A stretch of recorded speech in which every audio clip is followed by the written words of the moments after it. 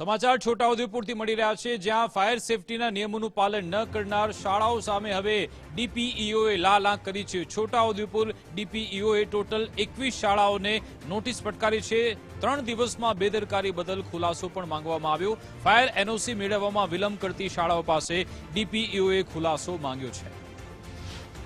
છોટાઉદેપુર જિલ્લામાં પૂર્વ પ્રાથમિક ગ્રાન્ટેડ ખાનગી પ્રાથમિક શાળાઓમાં બાળકોની સુરક્ષાને સર્વોચ્ચ પ્રાથમિકતા આપી ફાયર સેફ્ટીના નિયમોનું સંપૂર્ણ પાલન થાય અને જરૂરી સાધન સામગ્રી ઉપલબ્ધ થાય તે માટે ફાયર એનઓસી મેળવવા માટે જે સમાવિષ્ટ 21 શાળાઓ જે છે નોન ગ્રાન્ટેડ શાળાઓ એને આપણે ખુલાસા માટે નોટિસ ઇસ્યુ કરેલી છે અને જરૂરી કાર્યવાહી સહિત ઉપસ્થિત રહેવા જણાવેલ છે કચેરી ખાતે અને એનો અહેવાલ પણ દિન 3માં અત્રે રજૂ કરવા જણાવેલ છે.